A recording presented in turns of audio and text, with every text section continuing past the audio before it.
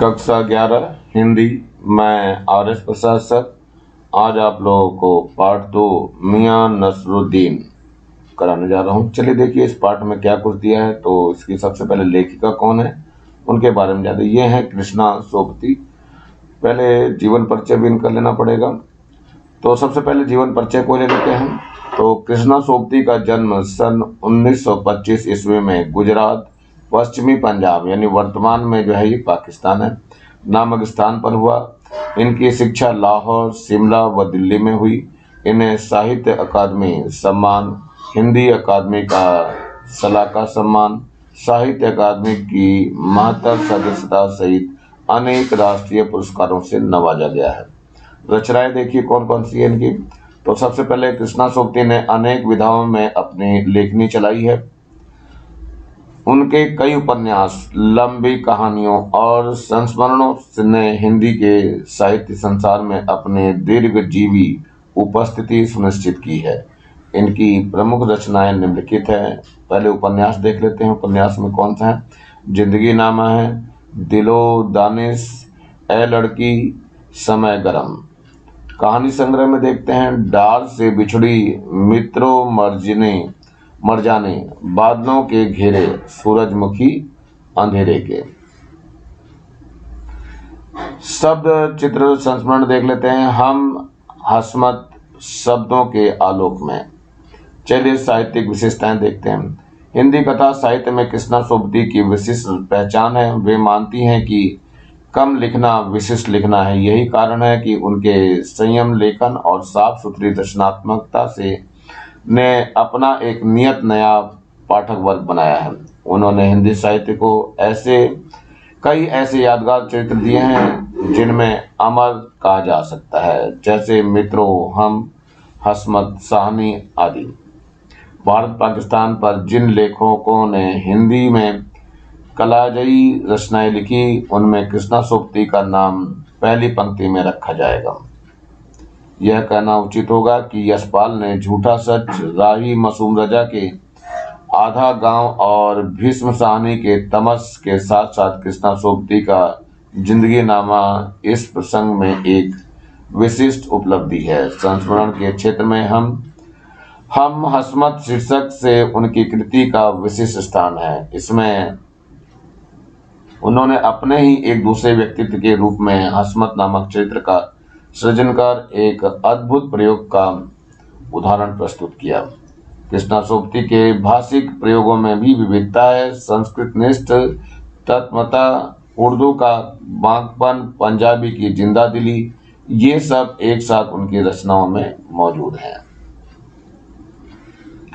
मियां नसरुद्दीन शब्द हम हसमत नामक संग्रह से लिया गया है। इसमें खानदानी नानबाई मियां नसरुद्दीन के व्यक्तित्व, रुचियों और स्वभाव का शब्द चित्र खींचा गया है। मियां नसरुद्दीन अपने मसीहाई अंदाज से रोटी पकाने की कला और उसमें अपनी खानदानी महारत बताते हैं। वे ऐसे इंसान का भी प्रतिनिधित्व करते हैं जो अपने पेशे को कला का दर्जा देते हैं और करके सीखने की असली हुनर मानते हैं। पाठ का सारांश इस प्रकार है। चलिए देखते हैं क्या है सारांश बच्चों। तो लेखिका बताती हैं कि एक दिन वह मटिया महल के गढ़िया मोहल्ले की तरफ निकली तो एक अंधेरी व मामूली सी दुकान पर आटे का ढेर सानते देखकर उसे कुछ जानने का मन हुआ। पूछताछ करने पर पता चला कि यह खानदानी नानबाई मियां नसरुद्दीन की दुकान है। ये 56 किस्म की रोटियां बनाने के लिए मशहूर है। मियां चारपाई पर बैठे बीड़ी पी रहे थे। उनके चेहरे पर अनुभव और आंखों में चुस्ती व माथे पर कारीगर के तेवर थे।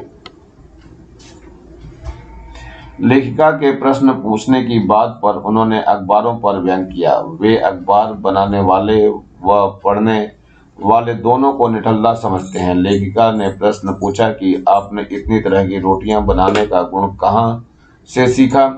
उन्होंने बेपरवाही से जवाब दिया कि यह उनका खानदानी पेशा है। इनके वालिद मियां बरकत शाही नानबाई थे और उनके दादा आला नानबाई मियां कल्लन थे। उन्होंने खानदानी शान का एहसास कराते हुए बताया कि उन्होंने यह काम अपने पिता से सीखा है।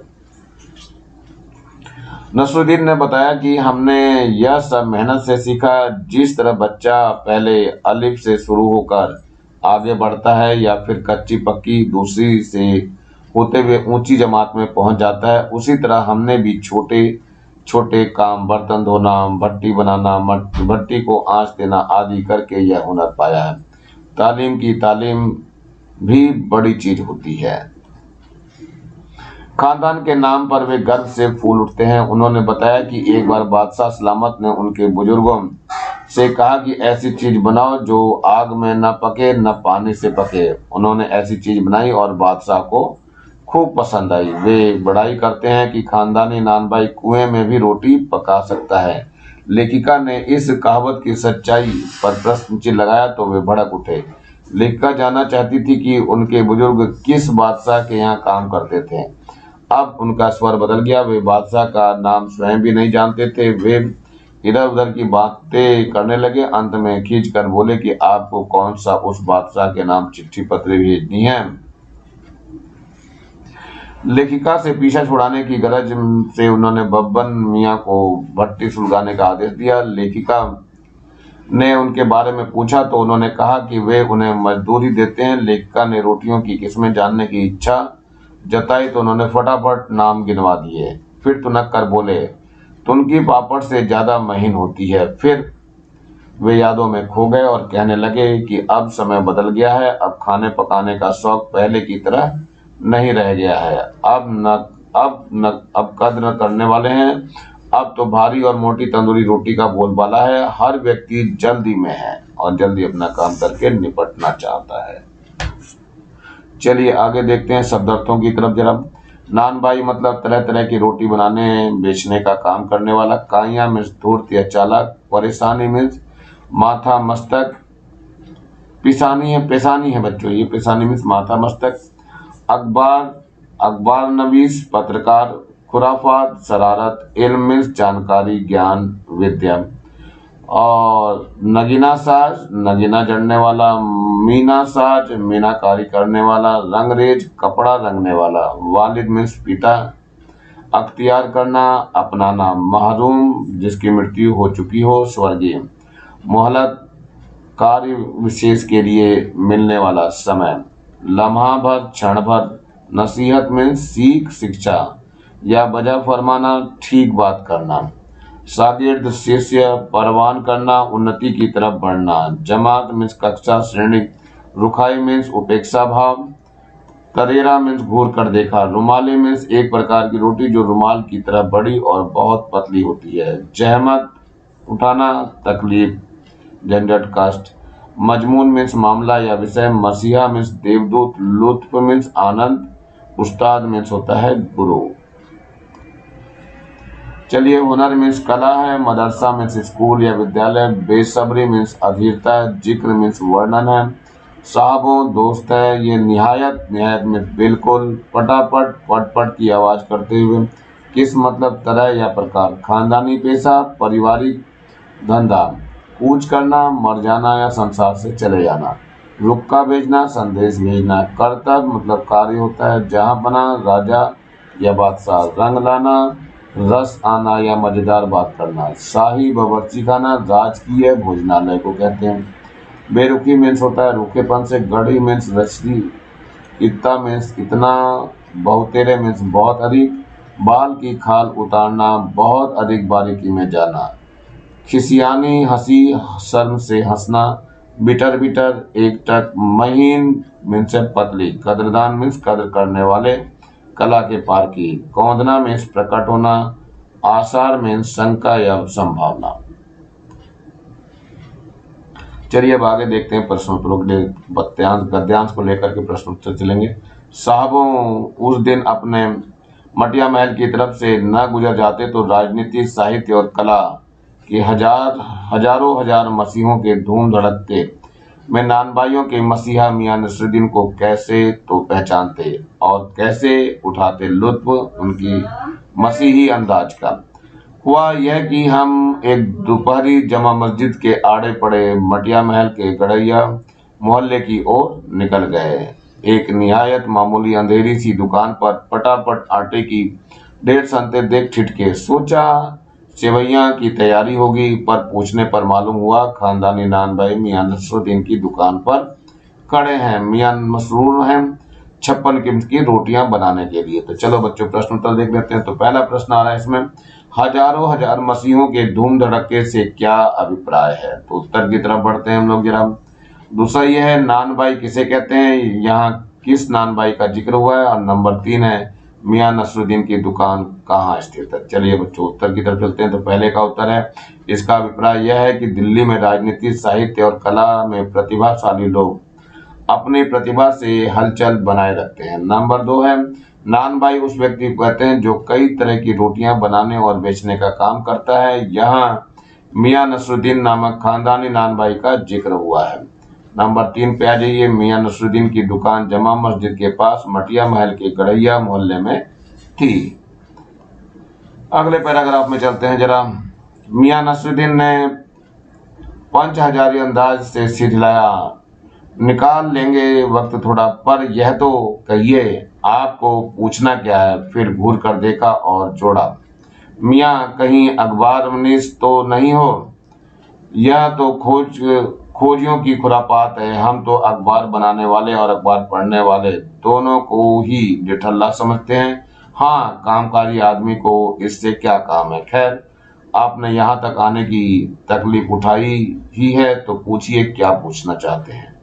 तो प्रश्न है इसमें बच्चों, नंबर 1 है, पंच हजारी अंदाज से क्या अभिप्राय है। नंबर 2 है, मियां ने लेखिका को घूर कर क्यों देखा। और नंबर 3 है, अखबार वालों के बारे में उनकी क्या राय है। तो उत्तर पे चलते हैं बच्चों। पहले उत्तर है, पंच हजारी अंदाज बड़े सेनापतियों जैसा अंदाज। मुगलों के समय में 5000 सिपाहियों के अधिकारी को पंच हजारी कहते थे। यह ऊंचा पद होता था। नसरुद्दीन में भी उस पद की तरह गर्व व अकड़ थी। दूसरे का उत्तर है, मियां नसरुद्दीन को शक था कि कहीं लेखिका अखबार वाली तो नहीं है। वे उन्हें खुरापाती मानते हैं जो खोज करते हैं। इस कारण उन्होंने लेखिका को घूर कर देखा। नंबर 3 है, अखबार वालों के बारे में मियां की राय पूर्वग्रह से ग्रस्त है। वे अखबार वालों के साथ साथ अखबार पढ़ने वालों को भी निठल्ला मानते हैं। इससे लोगों को कोई फायदा नहीं मिलता है। तीसरा पैराग्राफ देखते हैं। मियां नसरुद्दीन ने आंखों के कंचे हम पर फेर दिए, फिर तरीर कर बोले, क्या मतलब।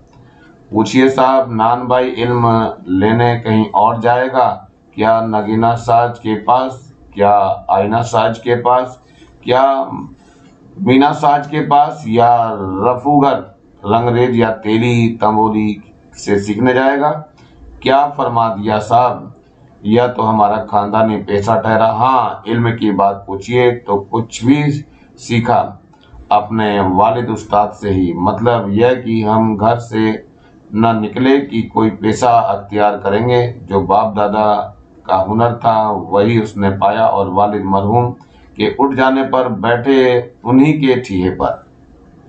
तो प्रश्न देखते हैं। नंबर 1 है, मियां ने लेखिका को आंखें तरेर कर क्या उत्तर दिया। नंबर 2 है, मियां ने किन किन खानदानी व्यवसायों का उदाहरण दिया, क्यों। और नंबर 3 है, मियां ने नान भाई का काम क्यों किया।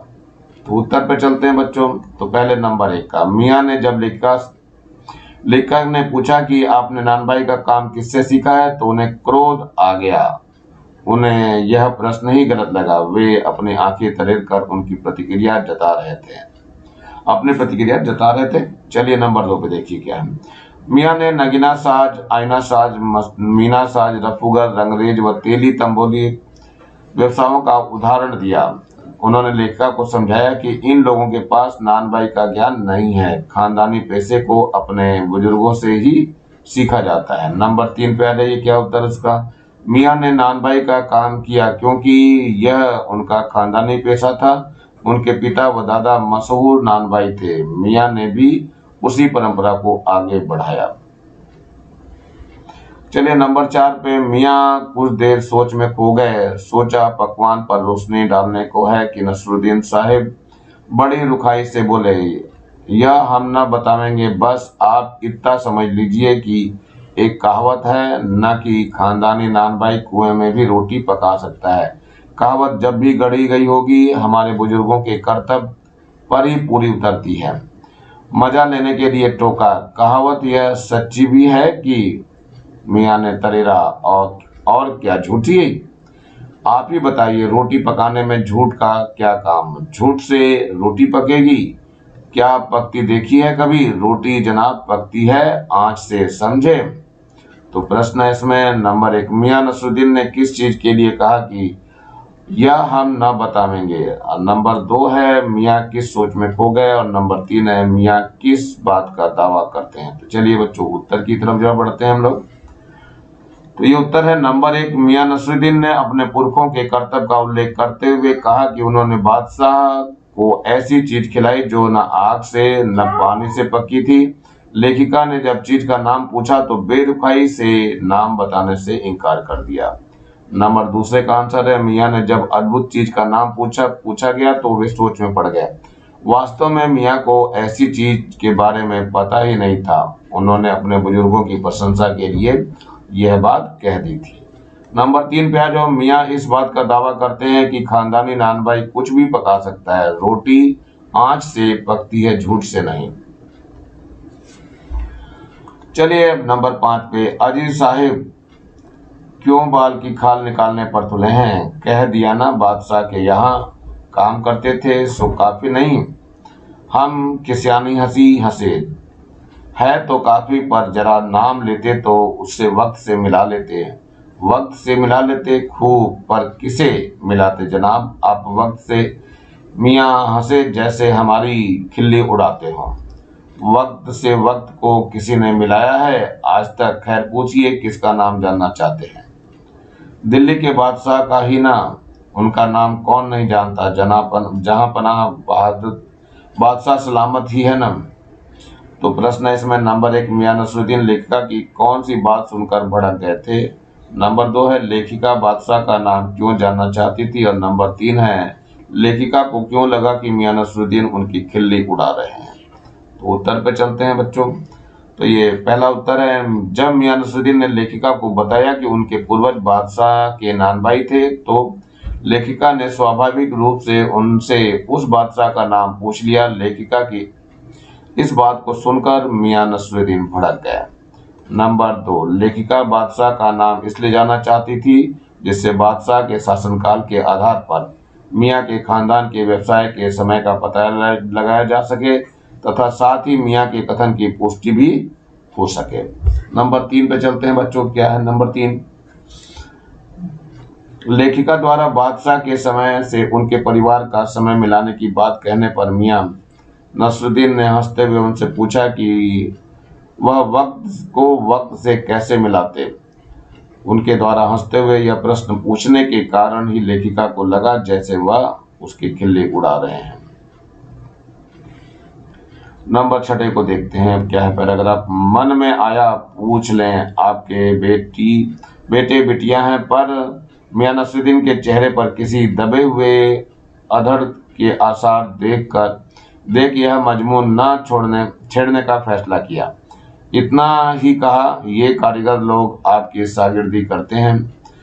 खाली शागिर्दी ही नहीं साहब, गिन के मजदूरी देता हूँ। 2 रुपए मन आटे की मजदूरी, 4 रुपए मन मैदे की मजदूरी।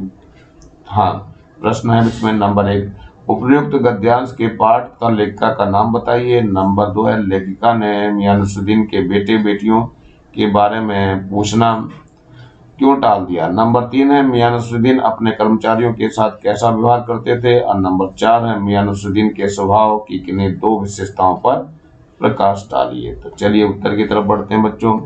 तो पहले का उत्तर है प्रस्तुत गद्यांश के पाठ का नाम मियाँ नसरुद्दीन तथा लेखिका का नाम कृष्णा सोबती है।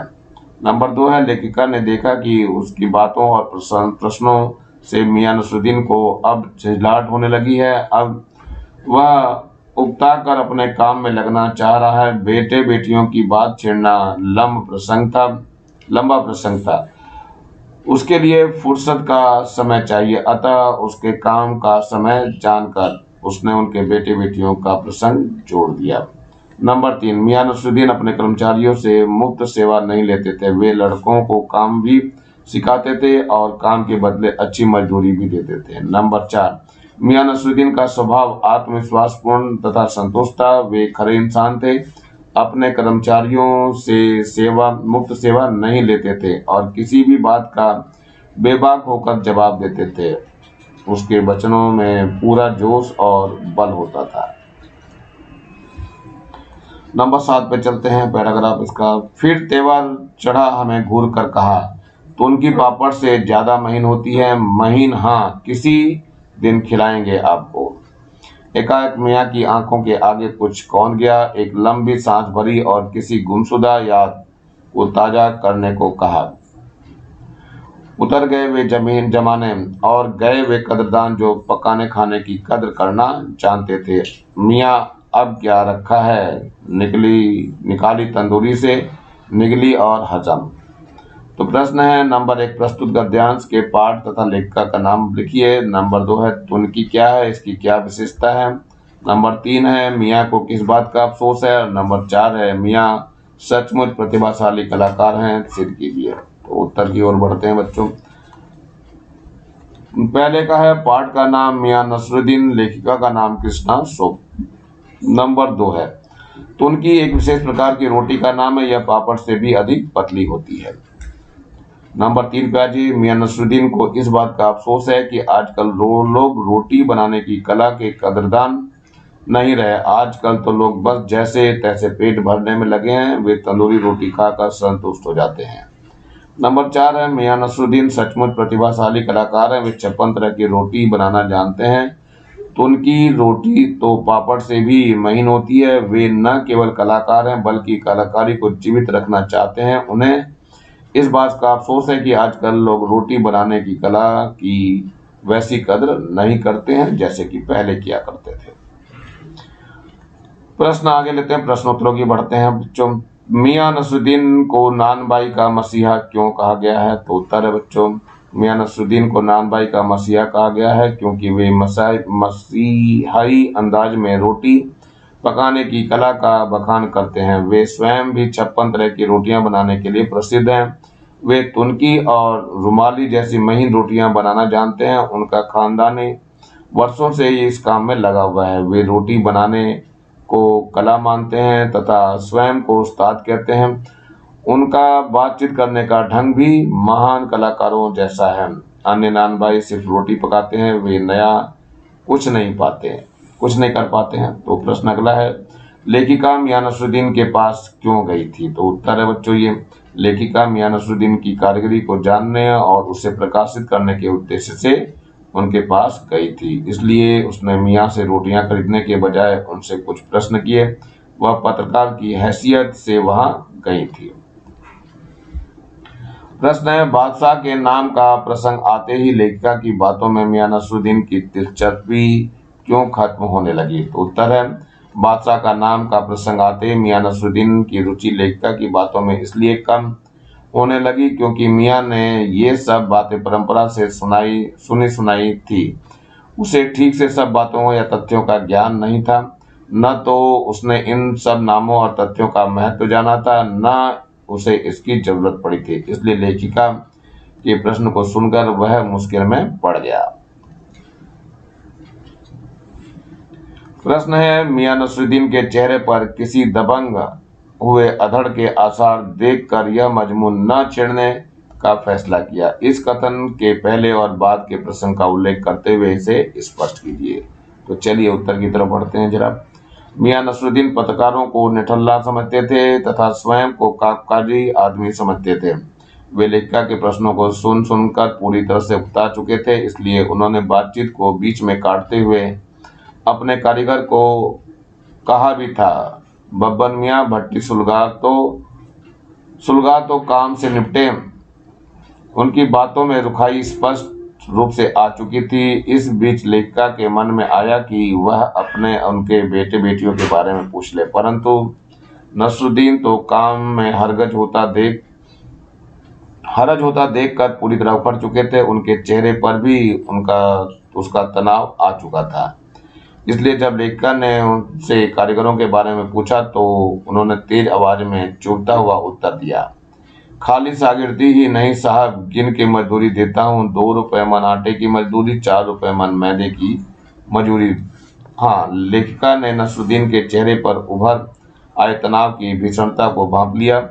उसे प्रतीत हो गया था कि अब बेटे बेटियों का सवाल छोड़ा तो मियाँ जी साफ साफ जाने के लिए कह देंगे, इसलिए इस अवसर पर वे यह सवाल टाल दिए।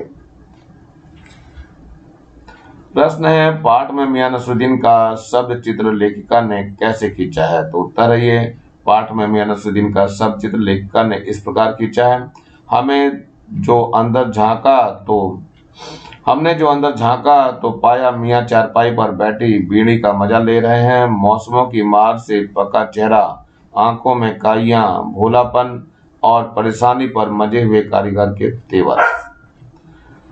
चलते हैं पाठ के आसपास से जरा क्या लिया गया। पहला प्रश्न है, मियाँ नसरुद्दीन की कौन सी बात आपको अच्छी लगी? तो उत्तर है ये, मियाँ नसरुद्दीन की निम्नलिखित बातें हमें अच्छी लगी। नंबर 1 लेते हैं, वे आत्मविश्वास से भरपूर हैं। जो भी बात करते हैं वे पूरे विश्वास से जोर देकर अदाकारी के साथ करते हैं। वे पत्रकार का महिला को सामने देखकर भी घबराते या हकलाते नहीं। नंबर 2 से बातें, वे अपने काम में गहरी रुचि लेते हैं। बातें करते हुए भी उनका ध्यान अपने काम पर पूरी तरह लगा रहता है। नंबर 3 पे आ जाए, वे किसी शागिर्द यानी कारीगर का शोषण नहीं करते, वे उन्हें पूरा सम्मान और वेतन देते हैं। अगले प्रश्न पे आते हैं, तालीम की तालीम ही बड़ी चीज है। यहाँ लेखिका ने तालीम शब्द का 2 बार प्रयोग क्यों किया है? क्या आप दूसरी बार आए तालीम शब्द की जगह कोई अन्य शब्द रख सकते हैं? लिखिए। तो उत्तर है हाँ, तालीम शब्द का 2 बार प्रयोग किया गया। पहले तालीम का अर्थ है शिक्षा या प्रशिक्षण, दूसरे तालीम का अर्थ है पालन करना या आचरण करना। इसका अर्थ यह है, जो शिक्षा पाई जाए उसका पालन करना अधिक जरूरी है। दूसरी बार आए तालीम की जगह हम पालन शब्द भी लिख सकते हैं। अगले प्रश्न पे चलते हैं।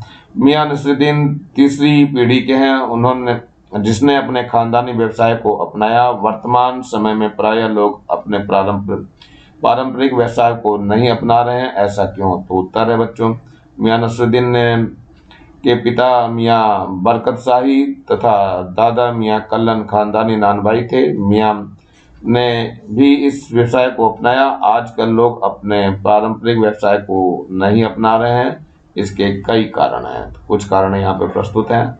तो सबसे पहले नंबर 1 है, व्यवसाय से निर्वाह न होना, क्योंकि पुराने व्यवसाय में आय बहुत कम होती थी। नंबर 2, नए तरह के व्यवसायों का प्रारंभ होना, नई तकनीकी व रुचियों के बदलाव के कारण नए नए व्यवसाय शुरू हो गए, जिसमें आमदनी ज्यादा होती है। नंबर 3 है, शिक्षा के प्रसार के कारण सेवा क्षेत्र में बढ़ोतरी हुई।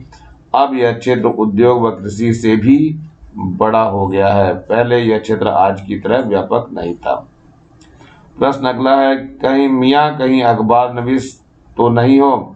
यह तो खोजियों की खुरापात है। अखबार की भूमिका को देखते हुए इस पर टिप्पणी करें। तो चलिए उत्तर देखते हैं। मियाँ नसरुद्दीन के अनुसार अखबार बनाने वाला व पढ़ने वाला दोनों निठल्ले हैं। उनका यह दृष्टिकोण गलत है। वे उन्हें खोजियों की खुरापात कहते हैं। यह कथन ठीक है। पत्रकार नए नए तथ्यों को प्रकाश में लाते हैं, इससे लोगों का शोषण खत्म हो, नई खोजों से ज्ञान का प्रसार होता है, परंतु निरर्थक या भ्रम फैलाने वाली बातों को तूल देना सामाजिक दृष्टि से गलत है। सनसनीखेज खबरों से शांति भंग होती है। प्रश्न है, 3-4 वाक्यों में अनुकूल प्रसंग तैयार, नीचे दिए गए वाक्यों का इस्तेमाल करें।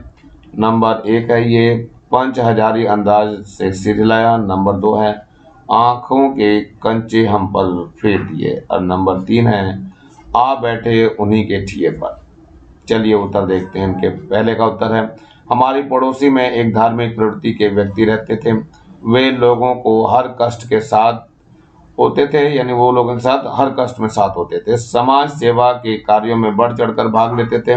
मैंने एक दिन उनकी समाज सेवा की प्रशंसा की तो उन्होंने पंच हजारी अंदाज में सिर हिलाया। नंबर अगला है प्रश्न का उत्तर, इस पर वे अपने कार्यों की बड़ाई करने लगे। मैंने उनके कुछ कारनामे बताए जिनमें वे समाज सेवा के नाम अपनी सेवा करते थे। इस पर वे बौखला गए और अपनी आंखों के कंचे हम पर फेर दिए। नंबर 3 का आंसर देखो, वे सज्जन चाहे अपना फायदा देखते हो परंतु समाज सेवक अवश्य हैं। वे क्षेत्र के प्रसिद्ध समाज सेवी के चेले हैं। उनके जाने के बाद वे उन्हीं के ठिये पर आ बैठे। प्रश्न है हमारा अगला, बिटर बिटर देखना। यहाँ देखने का एक खास तरीके को प्रकट किया गया है। देखने संबंधी इस प्रकार के 4 क्रिया विशेषणों का प्रयोग कर वाक्य बनाइए। तो सबसे पहले उत्तर में चलते हैं हम। तो पहला है इसमें घूर घूर कर देखना। बस में युवक सुंदर लड़की को घूर घूर कर देख रहा था। नंबर 2 है टकटकी लगा कर देखना। दीपावली पर दियों की पंक्ति को टकटकी लगा कर देखा जाता है। नंबर 3 है चोरी चोरी देखना, यानी मोहन पार्क में बैठी युवती को चोरी चोरी देख रहा था।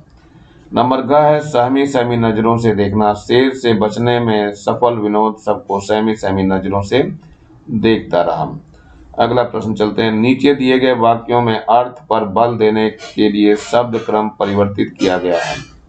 सामान्यतः इन वाक्यों को किस प्रकार के क्रम में लिखा जाता है, लिखें। तो उत्तर है ये, मियाँ मशहूर है 56 किस्म की रोटियां बनाने के लिए। दूसरा है निकाल लेंगे वक्त थोड़ा। नंबर 3 है दिमाग में चक्कर काट गई है बात।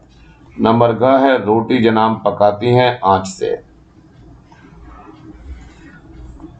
चलिए उत्तर देखते हैं। नंबर क है इसमें मियाँ 56 किस्म की रोटियां बनाने के लिए मशहूर हैं। नंबर 2 है थोड़ा वक्त निकाल लेंगे। और नंबर ग है बात दिमाग में चक्कर काट गई है। और नंबर ग है जनाब रोटी आंच से पकती है। प्रश्न है मियां नसरुद्दीन के व्यक्तित्व एवं चरित्र की विशेषताओं का वर्णन कीजिए। उत्तर है 56 किस्म की रोटियां बनाने के लिए प्रसिद्ध मियां नसरुद्दीन खानदानी पेशेवर नानबाई हैं। अपने काम के प्रति गहरी निष्ठा एवं लगाव के कारण उनके व्यक्तित्व में एक समर्पण का भाव है तथा अपने व्यवसाय के प्रति गर्व के एहसास से उन्हें आत्मविश्वास कूट कूट कर भरा है। मियाँ अपने दिल में अपने पिता एवं दादा के प्रति असीम श्रद्धा की भावना रखते हैं। अपने व्यवसाय को वे सिर्फ पैसों को अर्जित करने का माध्यम न मानकर उसे एक हुनर कला अर्थात कला के रूप में देखते हैं। उनका विश्वास है कि यह हुनर काम करने से आता है और काम छोटे हों या बड़े सभी को उन्होंने अत्यंत ही उत्साह एवं तल्लीनता के साथ किया। श्रम एवं अभ्यास को वे अपनी कला का ही नहीं बल्कि जीवन का भी मूल मंत्र मानते हैं। प्रश्न 2 है मियां नसरुद्दीन किस कला में माहिर थे। तो यह महारत उन्होंने कैसे हासिल की। तो उत्तर है बच्चों ये, मियां नसरुद्दीन पुश्तैनी नानबाई थे। 56 प्रकार की रोटियां पकाने की कला में माहिर थे। उन्होंने यह कला अपने पिता से सीखी थी, परंतु उन्होंने इस कला में महारत कठोर परिश्रम व निरंतर अभ्यास से प्राप्त की थी। प्रश्न है बीते हुए जमाने और आज के जमाने के बारे में मियां नसरुद्दीन की क्या राय है। तो उत्तर देख लो बच्चों। पुराने जमाने में लोगों को खाने पकाने का बेहद शौक था। उस समय अच्छी चीजों की लोग कद्र करना जानते थे, लेकिन नए जमाने में जल्दबाजी और दिखावा अधिक है। लोगों में तसल्ली नहीं है कि वे चीज की सही कद्र कर सकें। संक्षेप में मियां नसरुद्दीन के अनुसार आज के जमाने में न तो हुनर के कदरदान हैं और न ही वैसे हुनर वाले बचे हैं। प्रश्न है मियां नसरुद्दीन सच्ची तालीम किसे मानते हैं। तो उत्तर है मियां नसरुद्दीन सच्ची तालीम व्यवहारिक अनुभव को मानते हैं। उनके मतानुसार जब तक कोई आदमी बर्तन मांजना, भट्टी बनाना, भट्टी में आंच देना नहीं सीखता तब तक वह अच्छा नानभाई नहीं बन सकता। केवल हुक्म चलाने से नानभाई नहीं बना जा सकता, करके ही सीखा जा सकता है। वही सच्ची शिक्षा है। प्रश्न है अगला, मियां नसरुद्दीन का रहन सहन अत्यंत साधारण है, प्रमाणित करें। तो उत्तर है ये, मियां नसरुद्दीन का रहन सहन और बाहरी रूप बिल्कुल सामान्य है। कोई भी उनकी वेशभूषा या रंग रूप को देखकर उन्हें महान व्यक्ति नहीं मान सकता। उनकी दुकान बहुत मामूली है। दुकान में अंधेरा सा छाया है। वे चारपाई पर बैठे हुए बीड़ी पी रहे हैं। उनके चेहरे पर गहरे अनुभव की मार के निशान हैं। प्रश्न है काम करने से आता है नसीहतों से नहीं। इस उक्ति का अर्थ स्पष्ट करते हुए बताइए कि यह किसने कही और क्यों कही। प्रश्न है काम करने से आता है नसीहतों से नहीं। इस उक्ति का अर्थ स्पष्ट करते हुए बताइए यह किसने कही और क्यों। तो उत्तर है उक्त पंक्ति पाठ के प्रमुख पात्र मियां नसरुद्दीन ने लेखिका द्वारा उनके पिता व दादाजी से मिली किसी नसीहत अर्थात सीख के विषय में पूछने पर कही। इस उक्ति के माध्यम से मियां नसरुद्दीन यह स्पष्ट करना चाहते थे कि किसी भी कार्य को सीखने व करने के लिए गुरुओं से शिक्षा प्राप्त करना अवश्य है, किंतु व्यक्ति किसी कार्य को तब तक कुशलता या निपुणता से साथ नहीं सीख सकता जब तक वह स्वयं उस कार्य को न करे। इसी तथ्य को सिद्ध करने के लिए उन्होंने कहा कि काम करने से आता है, नसीहतों से नहीं। चलिए अगला प्रश्न है ये, मियां नसरुद्दीन शब्द चित्र में निहित संदेश को स्पष्ट कीजिए। उत्तर है ये, मियां नसरुद्दीन शब्द चित्र में लेखिका ने खानदानी नानभाई मियां नसरुद्दीन के व्यक्तित्व, रुचियों और स्वभाव का वर्णन करते हुए बताया है कि मियां नसरुद्दीन नानभाई का अपना काम अत्यंत ईमानदारी और मेहनत से करते हैं। यह कला उन्होंने अपने पिता से सीखी है। वे अपने इस कार्य को किसी भी कार्य से हीन नहीं मानते हैं। उन्हें गर्व है कि वे खानदानी व्यवसाय को अच्छी प्रकार से चला रहे हैं। वे 56 प्रकार की रोटियां बनाना जानते हैं। वे काम करने में विश्वास रखते हैं। इस प्रकार मियां नसरुद्दीन के माध्यम से लेखिका यह संदेश देना चाहती है कि हमें अपना काम पूरी मेहनत और ईमानदारी से करना चाहिए। कोई भी व्यवसाय छोटा बड़ा नहीं होता है। हमें अपने व्यवसाय के प्रति समर्पित होना चाहिए, तभी हम अपने व्यवसाय में सफलता प्राप्त कर सकते हैं। प्रश्न है, कोई भी काम छोटा या बड़ा नहीं होता, बल्कि उस काम को करने की भावना श्रेष्ठ होनी चाहिए। उक्त पंक्ति को पाठ के आधार पर स्पष्ट कीजिए। तो उत्तर है, हमारे समाज में लोग तरह तरह से कार्य करते हैं। प्रत्येक व्यक्ति अपनी जीविका चलाने के लिए कोई न कोई कार्य अवश्य करता है। सभी लोगों का कार्य करने का तरीका भी अलग अलग होता है। कोई अपना काम पूर्ण कर्तव्यनिष्ठा, परिश्रम व लगन या उत्साह के साथ करता है, तो कोई कम परिश्रम एवं कर्तव्यनिष्ठा के साथ। लेकिन वस्तुतः काम वही सफल होता है जिसे पूर्ण ईमानदारी व लगन के साथ किया गया हो। काम बड़ा हो या छोटा हो, इससे व्यक्ति या बड़ा या छोटा नहीं बनता, बल्कि उसका परिश्रम या कर्तव्यनिष्ठा श्रेष्ठ है या नहीं, इससे व्यक्ति के कद का निर्धारण होता है। मियां नसरुद्दीन नानभाई का कार्य करते हैं, लेकिन वे अपने काम को अत्यंत ईमानदारी व कर्तव्यनिष्ठा के साथ संपन्न करते हैं, जिसका परिणाम उनकी प्रसिद्धि के रूप में सामने आता है। किसी भी काम को करने में सफलता तभी प्राप्त होती है जब उस काम में हमारी श्रेष्ठ भावनाएं निहित होती हैं। प्रश्न है, देखिए, आशय स्पष्ट करना है। सबसे पहला है, नंबर 1 है, राजनीति, साहित्य और कला के हजारों हजार मसीहा। नंबर 2 है, मौसमों की मार से पका चेहरा, आंखों में काइयां, भोलापन, मजे हुए कारीगर के तेवर। और नंबर 3 है, आंखों के आगे चेहरा जिंदा हो गया। और नंबर घ है, तालीम की तालीम भी बड़ी चीज होती है। तो हम पहले लेते हैं पहले उत्तर को। तो मसीहा देवदूत की तरह आकर समाज या किसी परंपरा का संरक्षण बन जाता है। लेखिका का अभिप्राय अथवा आशय यह है कि राजनीति, साहित्य और कला के क्षेत्र में बहुत व्यापक है। इनमें तो समय समय पर ऐसी अनगिनत प्रतिभाएं उभर कर आती रही हैं जो परंपराओं को निभाती नहीं बल्कि आगे ले जाती हैं। समाज में ऐसे राजनीतिक नेताओं, साहित्यकारों और कलाकारों की जिन्हें हम इस क्षेत्रों का मसीहा कह सकें भरमार हैं। अगले का उत्तर है, यहाँ इस पंक्ति में लेखिका ने मियां नसरुद्दीन के व्यक्तित्व पर प्रकाश डाला है। उनके चेहरे पर बहुत सालों से गहरे अनुभव की छाप है। उनकी उम्र जिंदगी के कठोर संघर्षों से होकर निकली थी। वक्त से उन्होंने बहुत कुछ सीखा था। उनकी आंखों से जाहिर था कि वे दुनिया की पहचान किए हुए बड़े होशियार व्यक्ति थे। वे भोले थे कि उन्हें स्वार्थ मोह ने ज्यादा नहीं घेरा था, लेकिन उन्हें बात की परख थी। उनके माथे पर पड़ी सलवटों ने तेवर उनके पुराने और पक्के हुए हुनरमंद कारीगर होने का एहसास करा देते थे। उन्होंने अपने हुनर पर जैसे बड़ा गहरा यकीन था, उस पर वे नाच करते थे। नंबर अगला है, वालिद साहब की चर्चा उठते ही नसरुद्दीन उनकी यादों में कुछ क्षणों के लिए खो रहे थे। उन्हें ऐसा लगा था कि आंखों के आगे वालिद साहब का जीता जागता चेहरा प्रकट हुआ हो। यहाँ अपने वालिद के लिए मियां नसरुद्दीन के असीम स्नेह और मान का परिचय मिलता है। अगले का देखिए क्या है। तालीम से मियां नसरुद्दीन का आशय किसी हुनर को पूरी मेहनत और अभ्यास द्वारा सीखने से है। उनका कहना है कि कोई काम उसे लगन के साथ करने से आता है। हुनर उस्ताद से मिलता है, लेकिन हुनर को पक्का करने के लिए अभ्यास बहुत जरूरी है।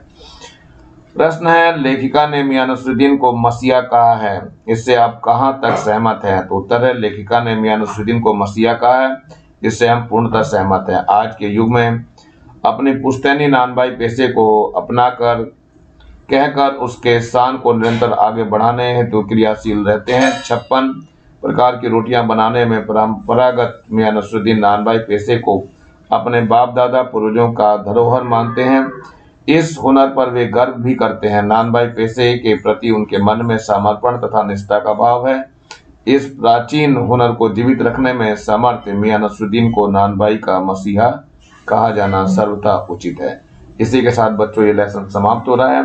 नीचे लाल रंग का बटन दिखाई दे रहा है, इसे दबा के जरूर सब्सक्राइब करेंगे, मेरे चैनल को लाइक करेंगे, कमेंट्स करेंगे और ज्यादा से ज्यादा बच्चों को शेयर करेंगे, जिससे ज्यादा बच्चों को फायदा हो सके। और इस बेल आइकन को भी दबा लेंगे, जिससे कि मैंने ऐप डालूं तो उसका नोटिफिकेशन आप लोगों को तुरंत मिल सके। सुपर थैंक्स के जरिए आप लोग डायरेक्ट चैनल से जुड़ सकते हैं। और इसी के साथ मैं RS प्रसाद सर आज का वीडियो यही समाप्त करता हूं। Thank you, have a nice day.